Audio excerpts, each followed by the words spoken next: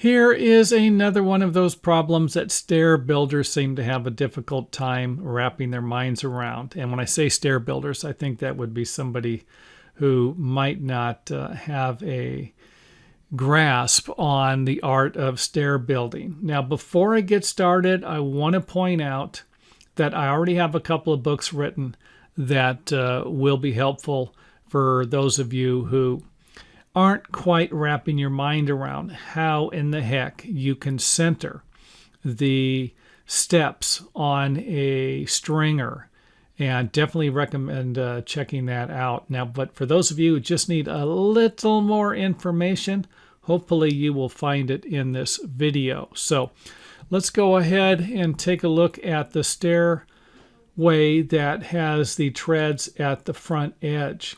And I really don't like this. This is not something, I like them centered. They look a lot better.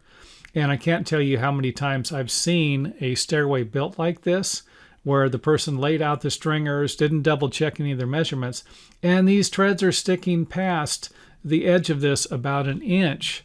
So when there's plenty of room at the back, here we can see we can move this further to the back.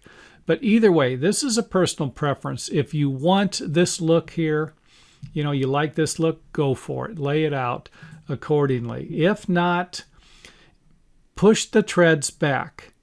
And again, this is all in the books, either one of the books on how to center the treads. But the main point is, and the reason why I made the video is to explain that either the treads need to move back or the stringers need to move forward. And I know this is difficult to wrap your mind around, but this needs to be done during the stringer layout phase, the design phase of the project, and not after the stringers have been cut.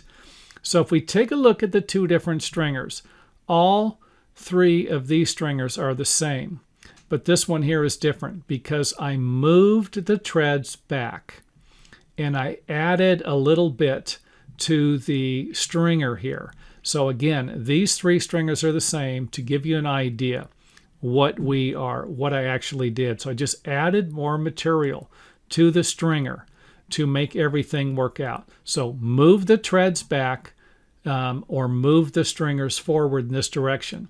And again, like I said, in the book, you will have everything you need to figure this out. So this is just providing you with an idea of what it would look like or could look like if you have a situation like this where the treads are at the corner, and of course this one here where the treads have been moved back. Now, another problem that I run into often is that there won't be a nosing on the landing or the upper floor, and hopefully this will make sense when you look at these triangles. So if we take triangles, or you can use your framing square to figure this out, the measurement for the tread is going to be from the face of the tread of the lower tread to the face of the upper tread. And this measurement in our case is going to be 10 inches.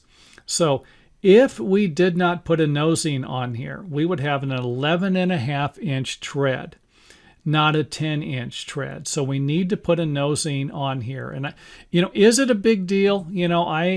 I've walked up and down plenty of these stairs, and I never tripped down them. I never fell.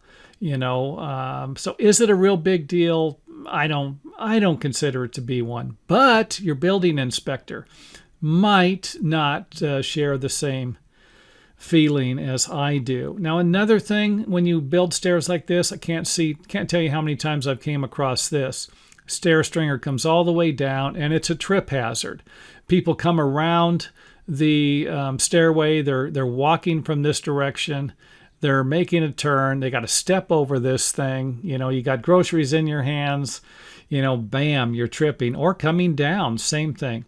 Cut it off like this. This is going to reduce the safety hazard from people tripping, and I think it looks better. I actually think this stringer looks better than this one here, or even these over here. So hopefully that makes sense.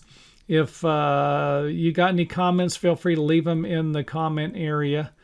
If you liked the video, you thought it was useful, you got some helpful information out of it, hit the old thumbs up button.